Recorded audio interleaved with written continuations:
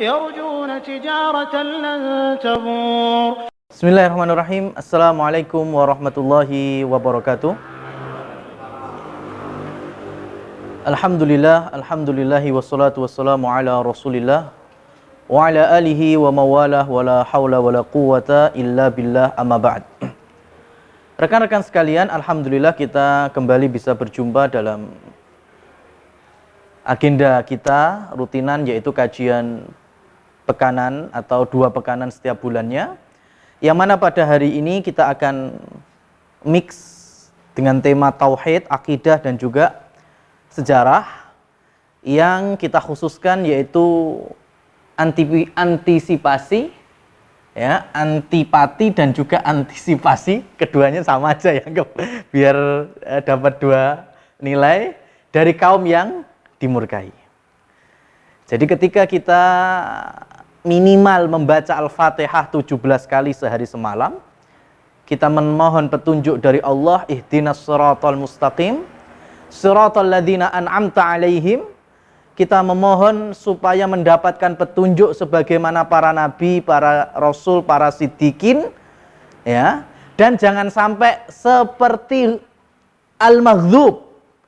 Dan Nabi Muhammad sendiri yang menafsirkan al-maghdub humul yahud. Kaum yang dimurkai itu adalah bangsa Yahudi. Itu langsung dari Rasulullah Shallallahu Alaihi Wasallam.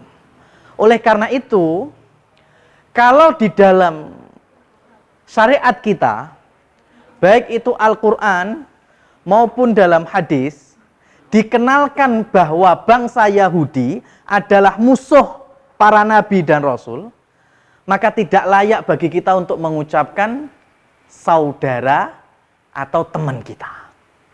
Karena di dalam Al-Quran sudah disebut sebagai musuh. Bahkan nanti di akhir zaman, ada di dalam hadis Bukhari, ada di dalam hadis Muslim, Rasulullah SAW bersabda, la taqumus sa'atu, kiamat tidak mungkin terjadi, hatta yuqatilal muslimunal yahud, sampai kaum muslimin itu bertempur melawan Yahudi dan dipastikan menang.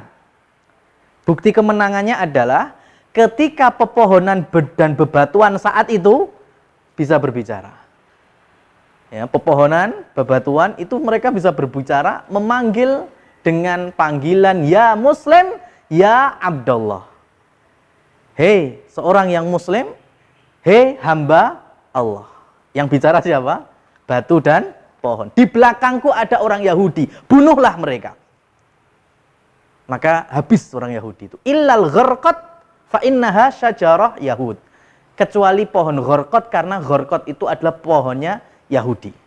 Maka kalau sekarang orang Zionis itu menanam gharqat sebanyak-banyaknya, itu menandakan kalau mereka iman terhadap kitabullah, ya. Menandur gharqat, malah pernah kebakaran itu mereka tanam lagi. Kecuali gharqat yang nggak mau berbicara. Nah, para ulama kemudian menafsirkan, kapan kaum muslimin menang melawan Yahudi? Ketika layak disebut dengan panggilan tadi, ya Muslim, ya Abdullah. Kalau ternyata orang muslimnya masih ya Abdud dinar, dirham, Abdud dunya, Abdul butun, ya, masih hamba dunyo, hamba dinar, dirham, ya, hamba khamisah dan lain seterusnya, maka mustahil kaum muslimin mampu menang di atas Yahudi. Maka ketika kita bicara kaum yang dimurkai yaitu Yahudi, dan kita berusaha untuk menang, maka sebetulnya ada catatan besar. Yang pertama adalah membela kaum muslimin. Yang kedua adalah memenangkan kaum muslimin. Ini nggak bisa disamakan. Yang pertama, membela kaum muslimin. Kita membela. Ketika saudara kita didolimi, baik itu di bumi manapun, kita bela. Belanya dengan apa? Doa, dengan bantuan materi, ya. Tapi kalau memenangkan kaum muslimin, gimana Mas? Setuju? Sekarang gini, kalau memenangkan kaum muslimin sekarang dengan Yahudi, ya, sekelas OKI, Robitoh Alam Islamiyah, itu perkumpulan para penguasa negeri Islam dan ulama juga di dalamnya. Itu dari dulu sampai sekarang itu mikirin Palestina itu seurung gol, Mas. Apa meneh kur trima awake dhewe RT ora nyekel ngono, Mas. Ya. Jadi yang sekelas OKI saja itu aja mereka mikir sampai sekarang belum gol. Ya. Jadi urusan yang kedua ini memang PR besar. Ya. Yang bisa kita lakukan memang sekarang yang ini. Yang ini itu tahapannya kita masih jauh. Ya, tahapannya kita masih jauh. Kenapa? Karena ketika kita mempelajari Yahudi dan ternyata sifat dan karakter mereka itu melekat dalam tubuh kaum muslimin, maka mustahil kemenangan itu terakhir. Ya, mustahil kemenangan itu terakhir. Kenapa? Karena Rasul memberikan ciri-ciri selagi kalian ngikuti mereka, berarti maksiatnya levelnya sama. Ya kan? Gimana Allah akan memenangkan. Di dalam Al-Quran, kita hapus dulu. Di dalam Al-Quran, sebetulnya Palestina, ya, atau bumi yang di sana ada para nabi, dikenal dengan bumi Kinanah, itu besar sekali. Kalau sekarang meliputi berapa ini? 5 negara. Ya, 5 negara. Jadi aslinya penduduk ini itu Allah turunkan memang banyak para nabi dan rasul.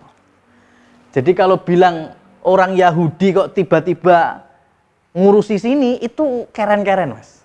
Karena penduduk asli Palestina aslinya, ya, dari mulai keturunan Nabi Nuh, ya, punya anak 3, Abna Unu Thalatha. Nabi Nuh punya anak 3, Syam, Ham, dan Yafid. Anak yang pertama adalah Syam, yang dikenal dengan negeri Syam. Di antaranya ada Palestina. Berarti aslinya yang menghuni Palestina itu keturunan siapa? Syam, putra Nuh, dan ini sebagai bapak moyangnya orang Arab. Lah terus kapan Yahudi? Nanti Yahudi itu keren-keren. Ya, karena bicara Yahudi itu baru nanti muncul selepas Nabi Ibrahim. Karena Nabi Ibrahim dikenal sebagai bapak moyangnya para nabi dan rasul. Dari 25 nabi dan rasul dalam Al-Quran, yang tidak keturunan Nabi Ibrahim cuma 6. Ya, Adam, Idris, Nuh, Hud, Shaleh, Ibrahim itu sendiri. Ya, selepas itu berarti berapa? Selawe kurangi 6 berapa? 19 itu mesti keturunannya Ibrahim. Ya, keturunan Ibrahim.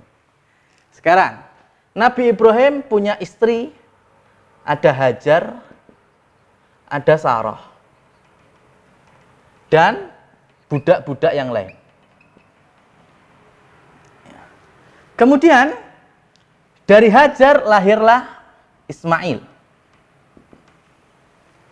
Ya, dan Nabi Ibrahim di mana tinggalnya? Di Babilonia. Dulu masih masuk wilayah Kinanah. Bayangkan ketika Nabi Ibrahim dengan Hajar lahir Ismail, kemudian mereka jauh keluar dari Babilonia menuju tanah Hijaz, atau kita kenal dengan Mekah sekarang. Sudah. Maka dari sini nantinya lahirlah Nabi kita Muhammad Sallallahu Alaihi Wasallam. Ibrahim dengan Sarah lahirlah Ishak dan beberapa saudaranya. Ini nggak penting, nggak kita sebutkan karena nggak penting. Ishak nanti menikah. Ishak nanti menikah dan lahir di antaranya yaitu Yakub, kemudian Aisyu, dan beberapa saudaranya. Nah, sampai sini paham nggak? Paham ya? Nabi Ishak, ya, berarti putra Ibrahim dari ibu Sarah. Sarah dalam Imam Ibnu Katsir Bidayah wa Nihayah menyebutkan selepas Allah menciptakan perempuan tercantik Hawa, pasangannya Adam, maka Allah kembali menciptakan wanita cantik itu Sarah. Ya, jadi Sarah itu memang perempuan cantik yang kemudian diperistri oleh Nabiullah Ibrahim alaihi salatu wassalam. Nah, lahir Ishak, Ishak menikah, lahir Yakub, Aisyu dan beberapa saudaranya. Nah, Ishak ya punya istri kan, diantaranya yaitu ibunya Aisyu. Ibunya Aisyu, di sini istrinya, nggak disebutkan dalam sejarah nama istri dari Nabi Ishak. Ibunya Aisyu meminta supaya Aisyu itu betul-betul berkhidmah kepada Nabi Ishak. Cara Jawane iki nganu Mas, apa jenenge?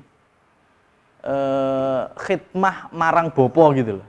Ngabdi marang bopo. Jadi Aisyu diminta betul-betul ngabdi ke Nabi Ishak. Supaya apa? Supaya Aisyu menjadi nabi sepeninggal Nabi Ishak.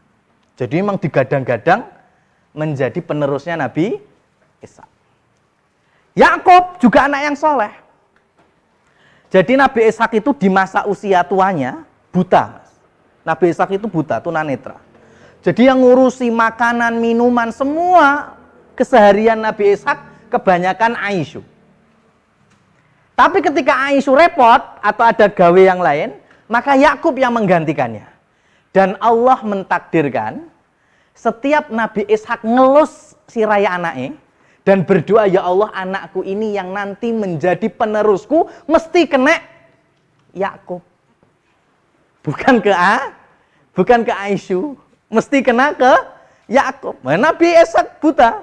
Jadi setiap berdoa kepada Allah, ya Allah inilah penggantiku, penerus ya dakwah tauhidmu. Itu ngepasi sirai atau kepalanya Nabi Yakub. Akhirnya Allah mengabulkan yang menjadi penerus Nabi Ishak siapa? Yakub. Bagaimana dengan Aisyu? Tentu timbul iri. Maka kemudian Aisyu mulai ada iri, bilang kepada ibunya, maka istrinya Nabi Ishak minta ke Yakub untuk meninggalkan Babilonia. Ya, Nabi Yakub meninggalkan Babilonia. Kemudian diminta untuk berhijrah ke pamannya yang bernama Laban. Ya, tinggal di pamannya yang bernama Laban. Nah, mulai dari saat itu Yakub alaihissalam itu orang yang sering berjalan dari Babilonia ke tempat pamannya Laban itu, dan setiap berjalan itu mesti di malam hari. Bahasa Ibrani jalan waktu malam dan bahasa Arab jalan waktu malam itu sama, yaitu asra yusri. Masdarnya adalah isra. Ya, dan orang yang berjalan di waktu malam ya dia sendirian kemudian dikenal dengan Israel. Itu riwayat pertama kenapa Nabi Yakub punya nama lain Israel. Yang kedua adalah Nabi Yakub dikenal orang yang ahli ibadah. Maka bahasa Ibraninya Israel itu dua suku kata, ya. Isra sama il. Gitu kan? Isra ini artinya abdun, yaitu hamba. Il itu bahasa Ibraninya Elia, Ela, apa? Tuhan atau Rob. Kalau kita berarti Allah. Berarti Israel maknanya sama dengan Abdullah, hamba Allah. Disandarkan ke siapa? Ke Nabi Yakub dengan dua alasan yang besar tadi. Yang pertama dari sisi beliau sering jalan malam, dikenal juga Israel jalan malam. Yang kedua adalah beliau orang yang sangat dekat dengan Allah, orang yang alim dan juga ahli ibadah, maka dikenal dengan Abdullah. Maka Israel nama lainnya adalah Abdullah dan itu disematkan ke Nabi Yakub. Maka dari sini sebelum saya lanjutkan, para ulama mewanti-wanti kaum muslimin supaya tidak menyebut Zionis Yahudi sekarang dengan Israel. Karena Israel itu kembali ke Nabi Yakub dan orang Zionis sekarang itu bangga kalau disebut dengan Israel. Kenapa? Berarti kita setuju kalau mereka itu betul-betul keturunannya Yakub. Padahal aslinya mereka keturunan Yakub betul, tapi yang bangkang bukan yang soleh. Lah terus bagaimana? Sebut mereka Yahudi, sebut mereka Bani Israel. Jangan Israel tapi Bani Israel. Apa itu? Anak keturunannya Yakub. Karena kalau Israel saja itu Yakub, orang paling soleh.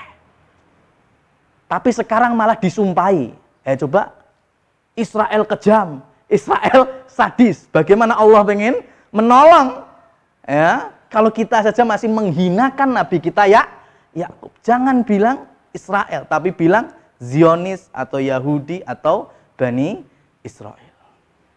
Nah, Yakub atau nama lainnya adalah Israel alaihissalam, kemudian tinggal di rumah pamannya Laban, dan Laban ini punya 2 anak, yang satu Rahil, yang satu bernama Laia.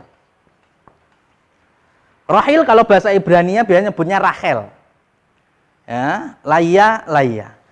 Rahil ini perempuan yang cantik sekali. Ya, berarti hubungannya sama Nabi Yakub apa ini? 2 ini sama Nabi Yakub apa hubungannya? Sepupu. Ponaan ini, Laban sama Yakub ponaan. Nabi Yakub dengan 2 wanita ini sepupu. Nabi Yakub di usia dewasanya mendatangi Laban karena tinggal dengan Laban, meminta untuk menikahi Rahil. Kenapa? Karena Rahil wanita yang cantik. Ya, Nabi Yakub ya nabi tapi yo tetap deleng ayune sih, Mas. Ya. Jadi Rahil ini yang dilamar pertama. Laban, ya, jadi ada syariat Nabi Ishak dan syariatnya di zaman Nabi Yakub. Dibolehkan dalam satu tali pernikahan menikahi Mbak Yuwadi. Saya ulangi ya. Dalam syariatnya Nabi Ishak dan Nabi Yakub, itu dibolehkan menggabungkan satu tali pernikahan dengan 2 saudara. Mbak Yuwadi itu langsung boleh. Tapi catatannya adalah adik tidak boleh melangkai kakak. Adik tidak boleh melangkai kakak, haram hukumnya. Maka ketika Nabi Yakub bilang ke Laban mau menikahi Rahil, Laban bilang nggak bisa Kob. Ya, nggak bisa kamu menikahi Rahel. Alasannya kenapa? Karena Laia belum nikah. Ya, dan Rahel adalah adiknya Laia. Kalau kamu pengen nikahi Rahel, maka nikahi dulu Laia.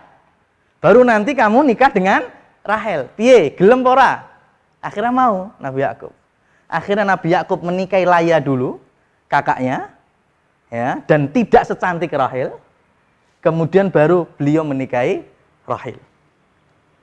Paham sampai sini? Dan di dalam syariatnya Nabi Muhammad ini sudah mansuh, nggak ada lagi syariat semacam ini. Yang melestarikan syariat ini hanya orang-orang Yahudi. Jadi mohon maaf kalau di lingkungan kita atau dari keluarga kita masih berkeyakinan adik untuk jodoh dhisik ya daripada kakaknya terus ora oleh Yahudi. Ya, Yahudi betul, ya kan? Karena dalam Nabi Muhammad enggak, ya rezekinya adik ya wis, adiknya dulu enggak masalah. Namanya jodoh rezeki kita enggak tahu, ya. Enggak ada namanya. Boleh mau kakak duluan, mau adik duluan, silahkan. Tapi kan masih ada di antara kita yang mengatakan pamali, malati dan lain seterusnya. Itu ada di syariatnya ini memang.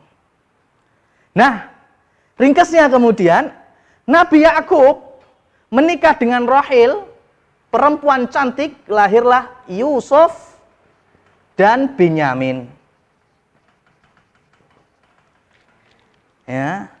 Lahirlah 2 anak laki-laki, Yusuf dan Binyamin, dua-duanya ganteng pol, Mas. Ya, dan lahir dari Laia nanti 7 orang, di antaranya namanya Yahuda. Ya. Maka dari sini, kenapa Nabi Yusuf ganteng? Kenapa? Karena gennya ganteng ayu, Mas. Ya, Nabi Yusuf lahir dari bapak Yakub, Yakub anak dari Sarah, ya masih buyutnya Sarah. Rahel perempuan tercantik di masa itu, sehingga lahir Yusuf ganteng wajar. Ya, bukan karena diwacane surat Yusuf ben bengi ora ngaruh, belas nggak ngaruh. Ya kan?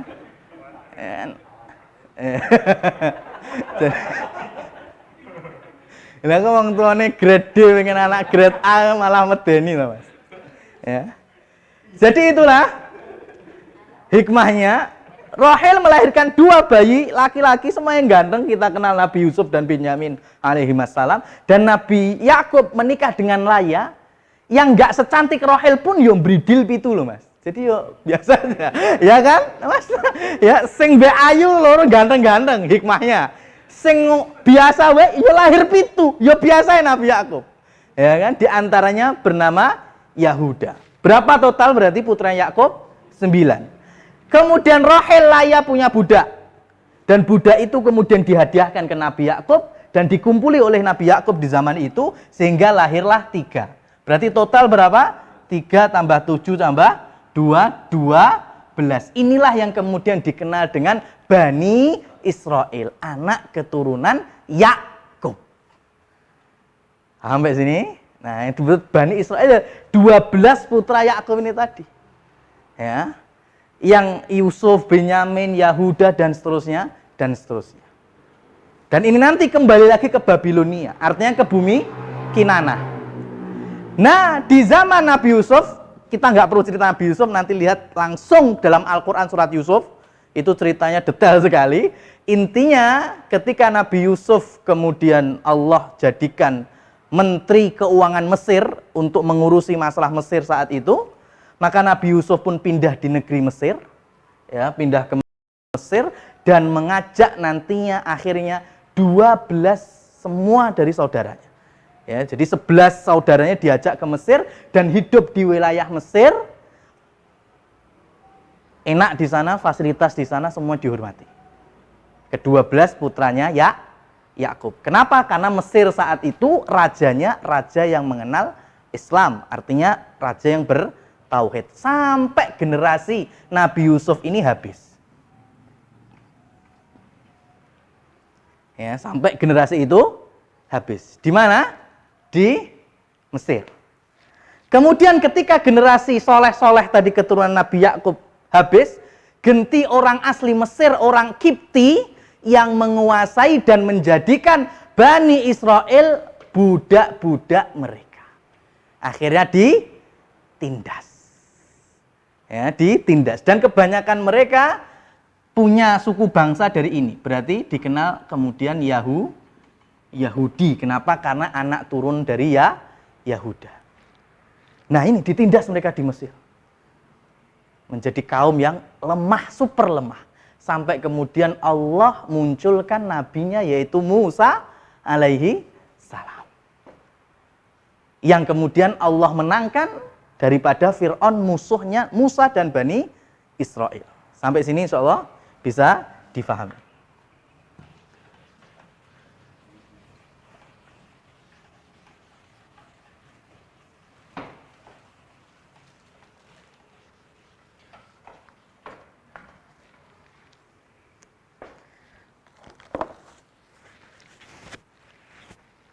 Kemudian di zaman Nabi Musa, ya, Nabi Musa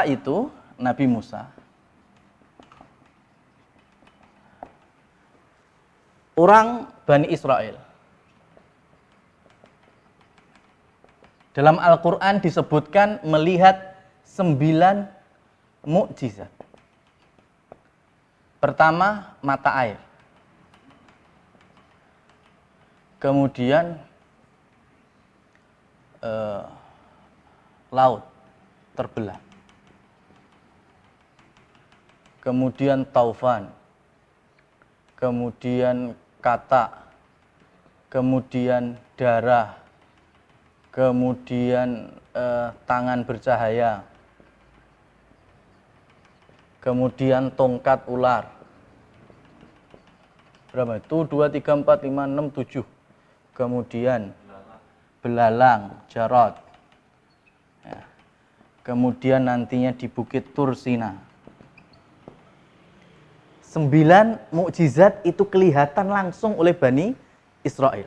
Tapi ternyata kalau kita peritelih satu persatu, 9 mukjizat ini bukan menambah keimanan mereka, tapi menambah kekufuran mereka. Ya. Ketika mereka merasa kurang air, tongkatnya Nabi Musa ditancapkan ke tanah, kemudian ditarik fanfajarat min husnata asyrata aina. Kemudian muncullah sumber air yang berjumlah 12. Setiap suku dari anak keturunan Yusuf dan Yakub tadi semuanya dapat. Tapi bukan nambah iman, tetap mereka tidak mau beriman. Hanya sebagian saja yang beriman. Kemudian ketika Fir'aun mengejar mereka di Laut Merah, laut terbelah sampai menang, mereka pun tidak mau bersyukur, tetapi mereka menambahi kekufuran mereka. Nanti kita jelaskan satu persatu. Kemudian adanya taufan, katak, darah, kemudian apa ini tadi? Tangan yang bercahaya, tangannya Nabi Musa ketika dimasukkan gamisnya, tongkat yang berubah menjadi ular, belalang, di Bukit Tursina, bayangkan di Bukit Tursina itu, orang Bani Israel minta kepada Nabi Musa, "Hei Musa, kami ingin melihat Tuhanmu, lek cetol ndelong kita beriman." Gitu, kurang ajar enggak itu? Tapi Mbak Nabi Musa masih dikabulkan. Yo tak pilih wong 70, dijak di Bukit Tursina. Melihat Allah, bayangkan. Kemudian ketika Allah baru mengeluarkan suaranya yang Masya Allah, maha kuasa, mereka semuanya kelenger, Mas, semaput semuanya. Ini baru suara Allah Subhanahu wa ta'ala. Ketika mereka sadar, Nabi Musa ngajak untuk beriman, apa kata mereka? Lan nu'mina laka hatta narallaha jahrah. Hei Musa, kami tidak akan beriman kepadamu selagi kami belum melihat cetok welo-welo Tuhanmu. Kurang ajar, udah. Ya, maka ini 9 ini dalam Al-Quran itu diperdengarkan langsung kepada Nabi kita Muhammad Sallallahu Alaihi Wasallam supaya Nabi Muhammad tahu ini loh wataknya kaum yang sekarang ada di hadapanmu di Medina, ada orang Yahudi. Ya, maka ketika Nabi Muhammad membawa ayat-ayat ini di hadapan orang Yahudi, ayo tobat, ya, berimanlah kepadaku karena aku ini termasuk utusan Allah sebagaimana Musa. Kalau enggak, kalian siap-siap masuk neraka. Apa kemudian di dalam surat Al-Baqarah jawabannya orang Yahudi di zaman Nabi Muhammad? Ya, sudahlah Muhammad, kalau kita mlebu neraka wis ben lan tamassanan naru illa ayyamam ma'dudah. Kalaupun kita ini oleh Allah dicemplungkan neraka paling cuma beberapa hari. Nah, itu persis. Ya, itu orang Yahudi. Sekarang kaum muslimin yo enek alasannya mirip. Ya kan, wis rapopo ning neraka ya akeh koncone. Nah, itu Mas. Wis persis. Ya, sama. Itu orang Yahudi juga gitu. Dalam Al-Qur'an disebutkan lan tamassanan nar illa ayyamam ma'dudah. Jadi Nabi Muhammad sudah teruji kesabarannya, udah mudeng. Nabi Musa digituin kok. Ya. Maka bagaimana kita akan menang melawan mereka kalau kita saja masih unda-undi, Mas, 11-12 dengan orang yang dimurkai oleh Allah Subhanahu wa ta'ala. Kemudian ini buktinya ya. Bukti kekufurannya pertama ya, minta melihat Allah. Yang kedua, ketika ini semuanya dalam kondisi susah orang-orang Mesir, Allah turunkan kepada mereka al-manna wassalwa dan lain seterusnya dari masakan makanan-makanan surga. Ya. Tetapi kembali lagi mereka tidak mau beriman, malah mereka menyebutkan dalam Al-Qur'an lagi disebutkan orang Yahudi berkata innallaha faqirun wa nahnu aghnia. Sing fakir itu Allah, kita bangsa Yahudi itu bangsa yang kaya. Ya, ya. Itu wataknya Yahudi. Makanya kalau sekarang kita masih mikir Yahudi itu dengan apa istilahnya ya, rencana-rencana yang biasa saja nggak mungkin bisa menang, Mas. Memang harus kembali seperti hanya Rasulullah mengalahkan mereka, karena Rasulullah teruji dalam hal itu. Rasulullah pernah hidup bersama mereka, kemudian dalam istilahnya 7 tahun berada di Mekah, Rasulullah bisa mengalahkan mereka. Nah, dalam riwayat yang lain Allah berfirman, yadullah maghlulah. Orang Yahudi itu menyebutkan tangan Allah terbelenggu. Apa maksudnya? Allah itu pelit. Ya, karena ketika mereka minta dapat makanan surga, mereka minta, ya masuk panganannya kok ngene, mbok ya sing kaya brambang, bawang, gitulah. Sayur-sayuran, minta gitu kan? Ya, kita udah bosen dengan makanan surga. Maka Nabi Musa ya geleng-geleng, kok iso-isone sampean ngomong ngono ya. Makanya kemudian mereka menyebut yadullah maghlulah, tangan Allah Lenggu artinya Allah itu pelit. Tapi Allah punya tangan. Di dalam Al-Quran diulangi lagi sama Allah. Allah punya tangan, Allah punya wajah, ya, Allah punya kaki.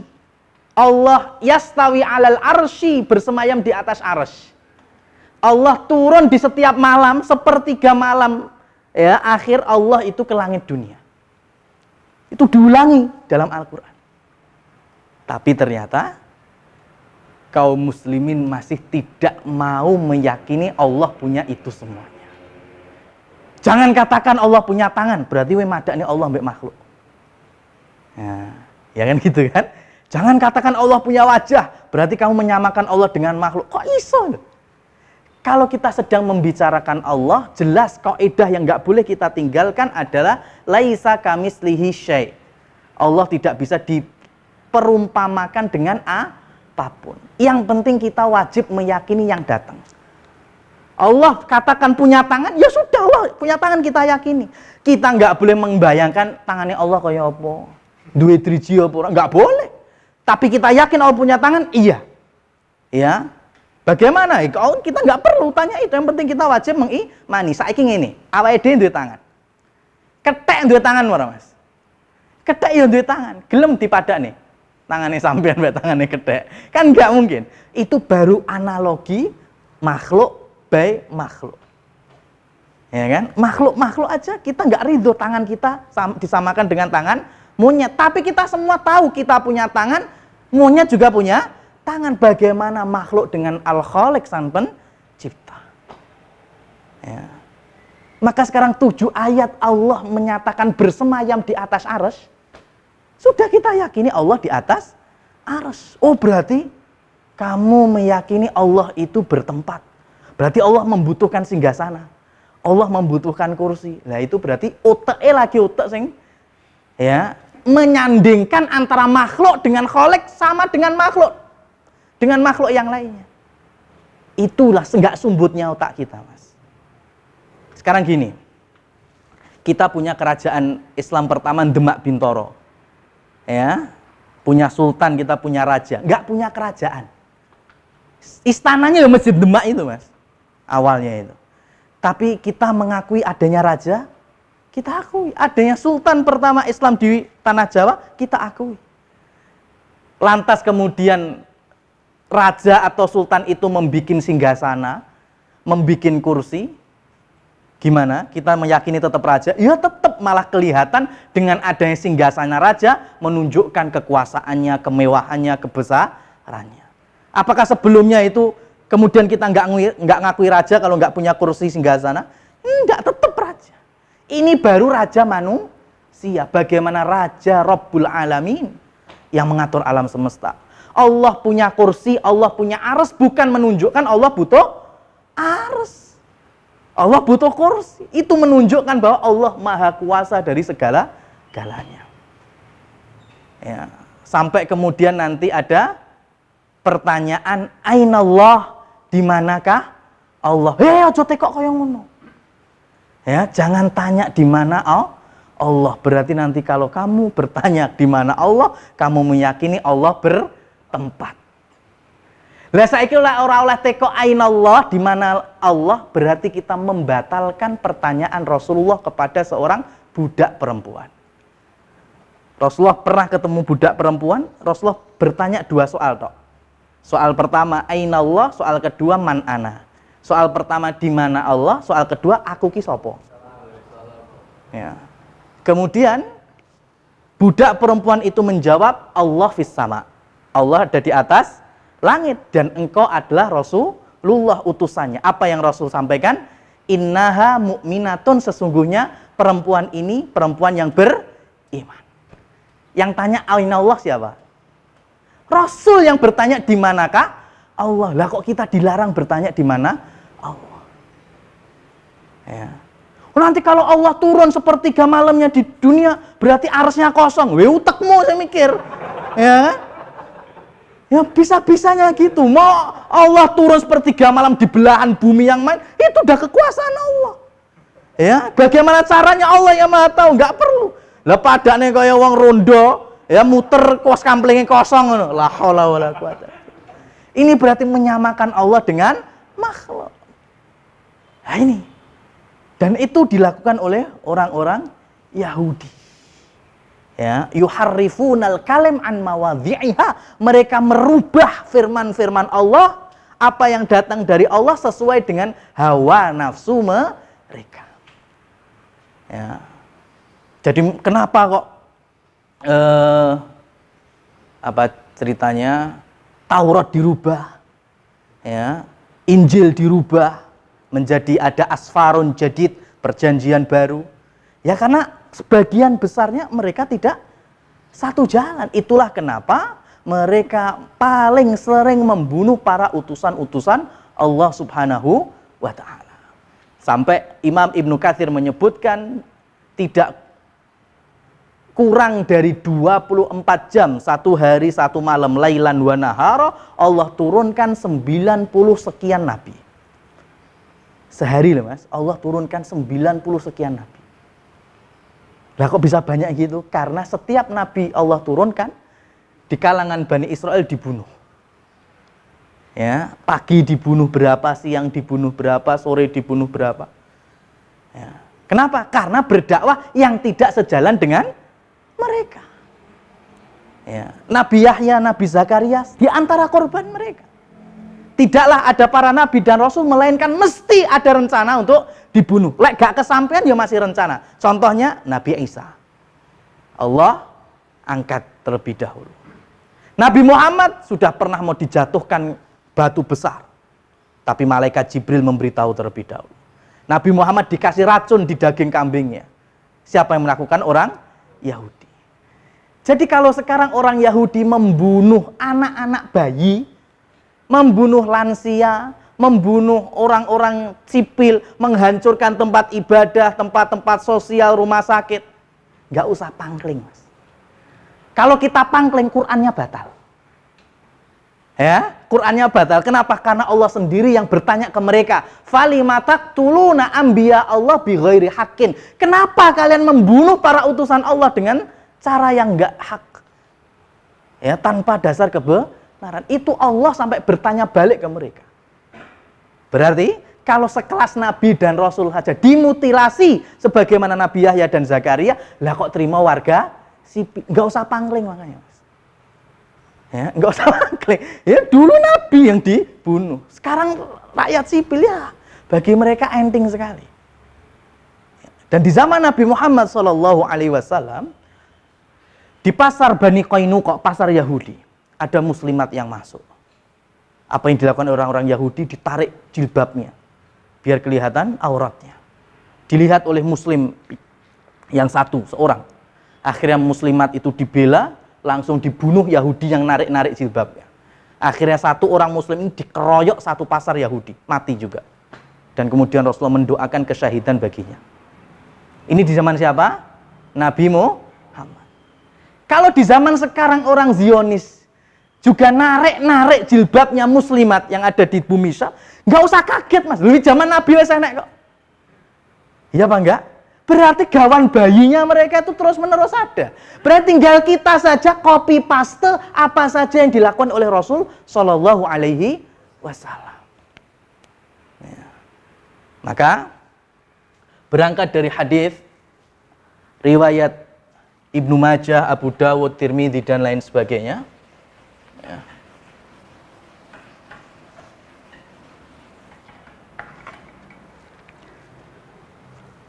Ini yang kedua tadi, mereka merubah firman Allah. Rasulullah Shallallahu Alaihi Wasallam bersabda, "Idza tabayatum bil ainah, jika kalian jual beli dengan sistem riba. Wa akhadtum adnabal baqar, ngurusi peternakan sampai meninggalkan ibadah. Wa raditum bizzara, ngurus pertanian sampai meninggalkan ibadah, berarti cinta dunia yang berlebihan. Wa taraktumul jihad, kalian ninggalkan jihad. Ya, ninggalkan jihad. Kata Rasul sallallahu alaikum, maka pasti Allah melemahkan dan merendahkan kalian. Ya, ini sabda Nabi. 4 perkara ini ada di tubuh kaum muslimin, bukan musuh Islam yang kuat, bukan. Tapi kitanya yang lemah. Karena yang membebaskan Palestina pertama adalah Umar bin Khattab, dan beliau menyebutkan laqad a'azzanallahu binal Islam. Kita ini dijayakan dan dimenangkan oleh Allah. Kenapa? Karena kita taat kepada Islam. Bukan karena jumlah kalian, bukan karena persenjataan kalian. Yang membedakan adalah kita taat, mereka maksiat. Sudah itu. Maka perhatikan sekarang. Ketika karakter yang ketiga, orang Yahudi itu punya hilah. Ya, apa itu hilah? Kelicikan. Allah perintahkan supaya mereka mengagungkan hari Sabtu. Sehingga mereka dilarang berburu ikan di laut hari Sabtu. Dan Allah takdirkan hari Sabtu adalah ikan terbanyak di setiap pekannya. Maka orang Yahudi menaruh jala atau jaringnya di waktu Jumat sore. Setunya mereka nggak berburu. Hari Minggu jaringnya diambil, mereka tinggal ngambil hasil. Gimana itu, Mas? Ya, itu disebut hilah, licik itu. Maka kemudian Imam Ibnul Qayyim Al-Jauziyah menyebutkan 3 hari berikutnya tidaklah orang-orang yang melakukan ini semuanya dari kalangan pemuda dan orang tua, kecuali Allah rubah wajahnya, yang muda menjadi monyet, kirodah, yang tua menjadi khonazir, babi. Yang tidak dirubah cuma meripate tok. Ya, sehingga antara satu dengan yang lainnya masih kenal. Oh, kowe iki to, kowe iki jenengmu iki, jenengmu gitu. Itulah anak turunnya Yahudi Zionis sekarang itu yang ini, Mas. Bapak-bapak itu yang ini. Maka para ulama menyebutnya mereka itu adalah keturunan babi dan monyet. Ya. Matinya besok-besoknya, mereka masih sempat berketurunan. Ya. Dan laki-laki yang berketurunan siapa? Perempuan. Yang melahirkan siapa? Perempuan. Dan yang dimusnahkan oleh Allah setelah ini itu laki-lakinya. Jadi dari mani-mani atau hasil-hasil mereka ya, anak-anak itu yang menjadi Yahudi di zaman Nabi Muhammad sampai di zaman kita ini. Jadi Nabi pun menyebutkan mereka adalah keturunan Kirodah wal Khonazir, itu betul. Ya, karena Yahudi di zaman Nabi itu yang meluk Islam nggak lebih dari 10. Ya, jadi kalau ada Islam, Yahudi itu nggak semuanya elek. Zaman Nabi orang luwe kok 10 loh, Mas. Berarti berapa juta yang lainnya? Itu semuanya mesti bengis, mesti kejam, mesti dolem. Qur'annya walan tardo angkal Yahud walan nasara hatta tattabi'a millatahum. Tidak akan ridho para Yahudi dan Nasrani. Dan tadi udah kehapus ya. Aish. Tadi kan ada saudara Nabi Yakub, Aisyu. Ya, Aisyu itu nanti bapak turunnya Roma, bangsa Romawi. Dari bangsa Eropa. Itulah kenapa hubungan rukun antara Yahudi dengan Nasrani atau Kristen itu lebih kuat daripada dengan Islam wal muslimin. Jadi kalau ketemu musuh yang satu, jelas muslimin ini, maka antara Yahudi dengan Nasrani kompak. Karena secara nasabnya masih ketemu. Ya, karena Aisyu itu memang bapak moyangnya orang Eropa. Jadi memang Islam, muslimin itu kuat karena ketaatan kita kepada agama Allah. Nggak ada selain itu. Nah, kemudian jual beli riba, ini juga datangnya dari orang-orang Yahudi. Al-Quran, Allah subhanahu wa ta'ala menyebutkan wa ahdhihimur riba wa qatnuhu anhu. Mereka, orang Yahudi itu mengambil riba. Mengambil ya. Kok nggak melakukan? Mengambil. Kenapa? Karena di dalam Taurat, riba itu haram untuk siapa? Untuk mereka. Maka intern Yahudi itu mengharamkan riba, Mas. Gak ono riba di antara Yahudi. Tapi untuk non-Yahudi, nah halal ini oleh. Ya, itu salah satu kelicikan mereka. Maka mereka bikin sistem ribawi untuk non-Yahudi. Ya. Di tubuh Yahudi sendiri nggak ada riba. Kenapa? Karena itu haram. Di Talmudnya mereka sebutkan. Bahkan yang ortodoknya, ya, yang ortodoknya itu sampai meyakini bahwa daerah Gaza sampai Hebron itu adalah tanah yang betul-betul suci. Nggak boleh ada perang. Maka kalau di berita ada sebagian Yahudi yang ikut pro sama warga Gaza. Itu Yahudi ortodok. Itu keyakinan mereka antara Gaza sampai Hebron itu nggak boleh ada perang. Itu betul-betul tanah suci. Ya. Tapi itu segelintir, yang lainnya nggak semacam itu. Yang lain tetap gimana caranya menguasai tanah Palestina yang dikenal sebagai Ardun Muqaddasah. Tanah yang dijanjikan, yang disucikan untuk mereka. Nah, ketika mereka membangun sistem ribawi itu, sampai di link-link mereka, baik di Amerika, Eropa maupun yang lain. Dengan adanya bunga 2,5 sampai 3%. Itu komplotnya orang Yahudi. Ya, 2,5 sampai 3%. Sekarang tinggal kita introspeksi saja, Mas. Ketika sistem itu masuk negeri kita, ya, dengan adanya bunga 2,5 sampai 3%, cuma nggak standar itu. Masih ada dalam kurung. Ya, bunga 2,5 sampai 3% dalam kurung pinjaman lunak. Lunak, Mas. Sing Yahudi asli kuwi wis standar mereka itu. 3% itu. Di kita masih dalam kurung lunak. Sehingga muncul 5%, muncul 7%. Maka yo maaf Mas, iki Yahudi plus jenenge, Mas. Ya. Bener ini Yahudi aslinya iki enggak sampai segitu, 3% plot mereka itu. Lah kita sih enek lunake loh, Mas. Opera gregetnya itu namanya. Nah itulah. Maka pertanyaan gimana bisa menang? Kalau gini gimana bisa menang? Ya itulah seluk-beluk mereka di dalam berhilah atau melakukan kelicikan di dalam salah satunya jual beli. Kemudian peternakan, pertanian, semuanya. Ketika Yahudi dalam firman Allah, wa itawalla wa sa'afil ardi yufsidul hartha wan nasl wallahu la yuhibbul fasad. Ketika Yahudi itu diberikan kekuasaan ngurus dunia, apa yang mereka lakukan? Mereka pasti merusak tanah-tanah atau bumi Allah dan juga keturunan-keturunan. Ya, itu sifat orang Yahudi itu mesti merusak. Ya, maka bayangkan sekarang kalau kita pengen nandur sesuatu, Mas. Dari benih yang kita panen, itu zaman simbah-simbah kita bisa, Mas. Mau nandur apa? Mangga, ya, jambu, jagung, ya, maka panenan itu semuanya sebagian dikonsumsi, sebagian dijual, sebagian dijadikan benih, ditandur, tukul, ya nanti gede ya panen lagi, Mas. Besoknya kayak gitu lagi, ya apa enggak? Coba zaman sekarang bisa pengen nandur jagung langsung kayak gitu? Enggak bisa. Kita mau nandur apapun harus beli benih. Artinya apa? Tanah kita sudah enggak seperti tanah dulu. Benih-benih kita enggak seperti benih-benih dahulu. Kenapa? Karena sudah dirusak.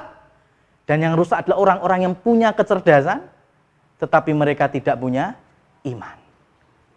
Ya. Kita belajar IPA dulu, namanya kambing, ayam, binatang apa, Mas? Herbivora, karnivora, omnivora, yang mana, Mas?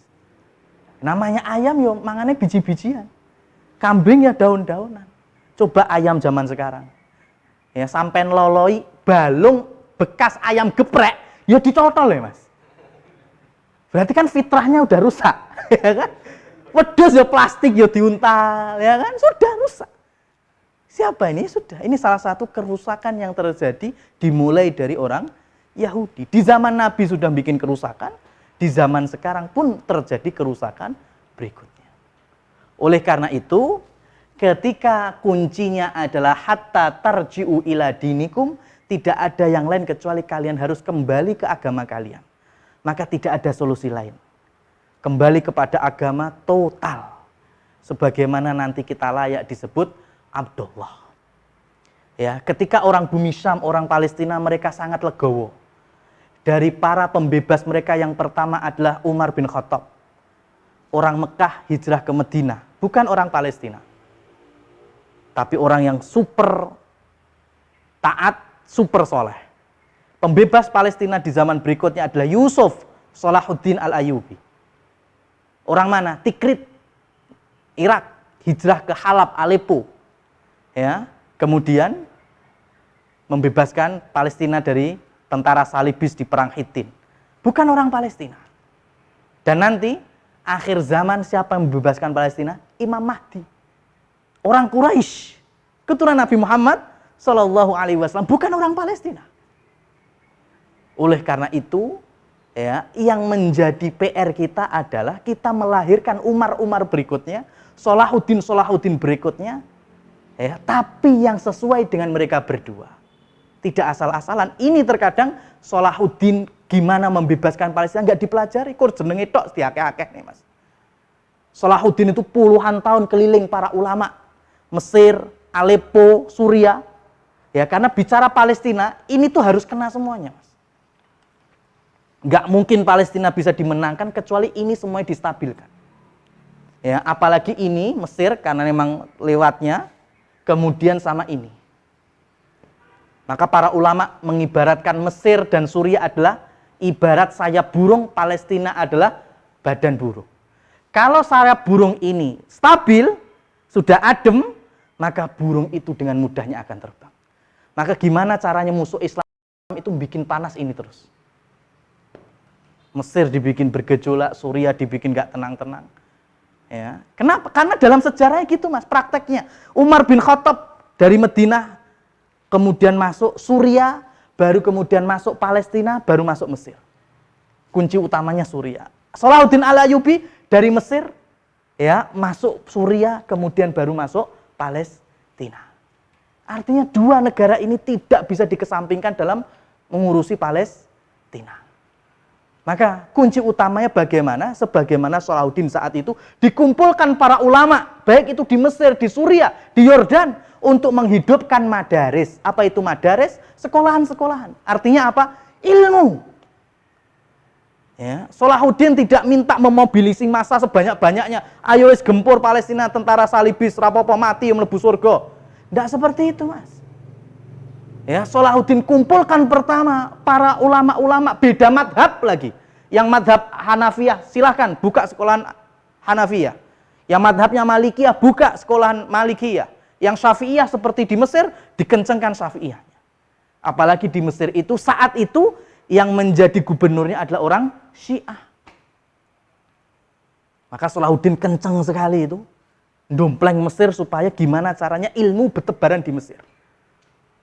Ya, yang awalnya dinasti Fatimiyah, ya, dengan mulai membangun Al-Azhar itu, tapi kemudian ternyata akidahnya akidah Syiah Rafidhah, Ismailiyah, Ja'fariyah, sama Salahuddin diminta para ulama itu menghidupkan lagi ilmu, menghidupkan ilmu. Terus bertahun-tahun itu. Sudah selesai, kumpul lagi, keliling lagi Salahuddin. Ya, keliling lagi, ketemu para khutbah, para khotib-khotib. Pesen, tolong setiap naik mimbar Jumat doakan penguasa kaum muslimin dengan kebaikan. Ya, penguasa muslimin kebaikan. Itu pesannya Salahuddin. Ini belum bikin aksi militernya, belum. Ini jauh. Jadi para khotib itu mendoakan kebaikan dinasti Abbasiyah. Ya, para gubernur-gubernur Abbasiyah. Supaya ngecek Mesir gimana. Karena orang Syiah sama Abbasiyah, Masya Allah, nggak pernah satu. Tapi ketika kaum musliminnya tahu bahwasanya Syiah bukan dari agama Islam, mereka kembali lagi ke Khalifah Abbasiyah, maka akhirnya sudah mulai kelihatan ilmu itu mulai muncul. Itu yang terkadang lupa hari ini. Dengan mudahnya di-share, ya, bahwa pemimpin muslimin saat itu antek-anteknya Yahudi. Ya kan, nggak pengen presiden mana kok nggak cepet kirimkan F-16 perang saja. Mbok kira perang kayak malam takbiran wae to Mas. Hilal ketok langsung takbiran. Enggak semudah itu. Ya, kembali lagi semua butuh strategi. Ya. Yang penting kita tahu karakter watak-watak Yahudi. Watak Yahudi berkhianat sudah, mereka minta perjanjian damai, kita janji sebagaimana Rasulullah menandatangani perjanjian damai, tapi kita harus yakin bahwa perjanjian dengan Yahudi, maka mereka yang pasti mengkhianati. Berarti artinya kita harus punya siap-siap planning berikutnya. Maka fatwa para ulama selanjutnya yaitu al-hadhr an isya'atil kadzbah, memberikan peringatan dari berbagai macam berita-berita hoak yang mengatasnamakan Islam wal muslimin, semua apa yang terjadi di Gaza dengan framing kuwi Mas, bocah sing gak duwe sirah, korban bom. Ya kita muslim, mereka muslim, ya ternyuh itu jelas Mas. Karena yang di framing ya Gaza tok ya. Sekarang Gaza ya kayak gitu. Coba sekarang lihat di Hebron. Tanah tidak ada yang dimiliki oleh kaum muslimin, semuanya miliknya Yahudi Zionis, paling banter milik Nasara. Warga Palestina gimana? Ada. Ya, tapi mereka tidak lebih hanya menjadi tukang bersih-bersih, maksimal kasir toko orang Yahudi dan Nasrani. Dan ketika perayaan Yahudi, perayaan Nasrani, mereka jualan salib, mereka jualan Santa, mereka jualan. Kalau ditanya kok bisa semacam ini? Ya ini gawean kita hidup dengan ini. Maka ini musibah agama, Mas. Kita kasihan, ini yang realita di sana. Bagaimana pemuda-pemuda Palestina dengan remaja-remaja putri Zionis, ada WA group, ya, bikin konten bareng, ya. Maka coba lihat Palestina itu secara hakikat, jangan di Gaza tok. Kalau di Gaza tok, yang mereka korban betul. Tapi kalau kita melihat lebih banyak, lebih besar, mereka sudah rata-rata ikut ke Yahudi karena hidupnya lebih nyaman ikut Yahudi. Artinya kelemahan ada di akidah mereka, itu yang tidak kita ridhoi. Itu lebih kita kasihan di situ, Mas. Ya, sehingga kita hanya bisa berdoa, hanya bisa memberikan infak sedekah kita. Mau berjihad seperti apa kita di Indonesia, di Palestina, jihad tolab. Jihad tolab dalam fikih 4 madhab harus ada 2, izin orang tua dan izin penguasa. Itu baru bisa disebut jihad tolab. Sekarang kalau ada orang, rasa izin wong tuamu orang izin kowe ning Palestina, kafir wong tuamu. Ya rasa ndonga. Serepot lah ngene iki, serepot Mas. Ya, lah gimana terus tertulis? Aduh repot kayak gini. Nah itu lagi. Jadi kita melihat hakikat bahwa masih banyak kaum muslimin yang di sana yang meninggalkan sholat wajib. Ya, meninggalkan. Bayangkan kalau gaet-gaet Al-Aqsa datang jamaah dari kita umpamanya Mas, bersyukur mereka. Wah, datang dari Indonesia, Masya Allah, Barakallah, Tabarakallah, 10.000 km Indonesia Al-Aqsa, ya, bisa sholat langsung ke Masjid Aqsa, aman. Ya, kita warga asli Palestina mungkin rumah dengan Al-Aqsa cuma 1 kilo 2 kilo, tapi seumur-umur gak bisa sholat di dalamnya. Kenapa? Karena kita wisatawan, turis, ada paspor keluar visa. Lah kira-kira kalau Zionis mengeluarkan visa untuk orang Palestina, nggak mungkin. Ya, maka mereka nggak bisa. Dan mereka meyakini bahwa di bawah Al-Aqsa itulah King of Solomon, Temple of Solomon, Haikal Sulaiman, itu mereka yakini di Aqsa. Di bawahnya, mereka yang gerongi. Itulah kenapa orang berangkat ke Aqsa itu memang dibatasi, nggak bisa langsung banyak. Karena memang bawahnya sudah hancur. Dan ini juga menjadi catatan penting, Mas. Ka'bah pernah hancur apa enggak? Bahkan mungkin bisa dihitung lebih dari 8 kali, Mas. Ka'bah hancur karena banjir, Ka'bah hancur karena manjanik, bom-bom api zaman dulu itu. Tapi setiap Islam menang, bangun lagi, kita hormati sampai detik ini. Jadi kalau ada alasan nanti kalau Al-Aqsa dihancurkan bagaimana? Masjid Aqsa dihancurkan dan hancur itu nggak mau sekali 2 kali, Mas. Udah lebih 5 kali. Ya, sudah lebih di 5 kali. Sebelum zamannya Nabi Sulaiman sudah pernah hancur 3 kali. Zaman Sulaiman dibangun, ditinggikan. Ya, ketemu zamannya Nebukadnezar, Bukhtun Nasor, hancur lagi Al-Aqsa tuh, hancur diratakan, benar-benar rata. Al-Aqsa itu. Kemudian Allah munculkan Uzair. Ya, Nabi Uzair. Kemudian Allah menangkan lagi, dibangun lagi Al-Aqsa. Ya, Yahudi dimuliakan lagi, tapi kemudian setelah itu malah bikin kerusakan lagi. Sampai zamannya Hitler ada Holocaust, hancur lagi Yahudi. Ya, jadi bukan masalah hancur enggaknya Al-Aqsa. Karena Rasulullah SAW pernah berhadapan di hadapan Ka'bah. Ma'adzamaki, betapa mulianya engkau, betapa wanginya engkau, betapa dihormati engkau. Mingki, tetapi satu darahnya orang beriman lebih bagus dan lebih terhormat daripada dirimu, wahai Ka'bah. Ya, maka kita lebih khawatir ketika kaum muslimin sipilnya itu malah habis nyawanya. Ya, Aqsa hancur pun kalau kita dimenangkan oleh Allah, kita bangun lagi. Dan kita terus menerus sampai hari ini juga menghormati Masjid Al-Aqsa. Ya. Dan itulah hakikat dari apa yang terjadi di Palestina, bumi Syam secara ya kita bilang meskipun belum lengkap selengkap-lengkapnya, tapi itulah yang terjadi. Musibah agama itu jelas menyertai mereka.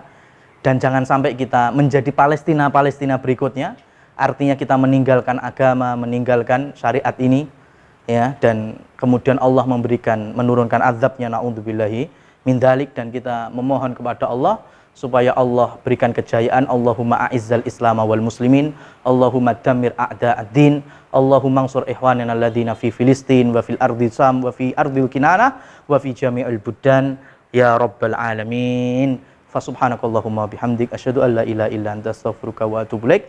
Walhamdulillahi rabbil alamin. Ada yang ditanyakan? Kita buka satu atau dua pertanyaan.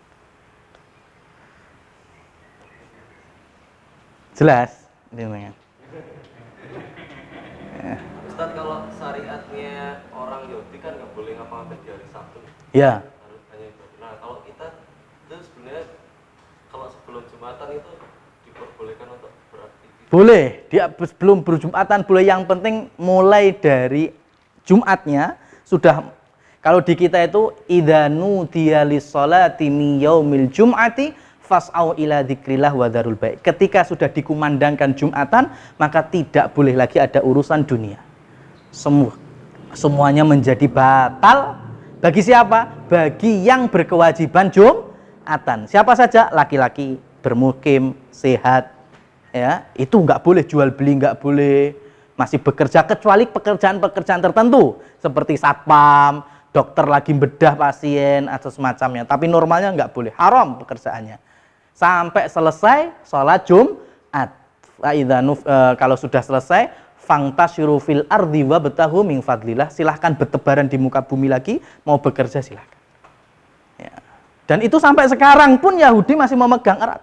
Dan itu dihormati. Seperti hanya yang viral sekarang itu berita Miss Universe apa itu, ya, yang apa namanya miliknya Israel, harusnya di hari Sabtu dia absennya, ya, mulai istilahnya ujian popo, saya nggak mudeng itu, tapi karena hari Sabtu adalah hari besarnya Yahudi, ya, maka akhirnya Miss Universe itu minta diundur atau dimajukan di malam Jumatnya atau seperti itu. Dan dihormati, boleh. Tapi kalau itu Islam mesti dianggap radikal, Mas. Ya kan? Izin Jumatan radikal, ya, ekstremis, wah repot, ya. Itu salah satu syubhatnya musuh-musuh Islam. Demikian. Jadi nggak apa-apa kalau sebelum Jumatan nggak, maka dikasih waktu rentan biasanya naiknya kan sekarang mungkin setengah 12, berarti setidaknya jam 11 kurang lebihnya itu sudah bisa dibuka isoma, ya. Seperti itu. Yang lain satu lagi? Nangret. Oh enggak. Gimana?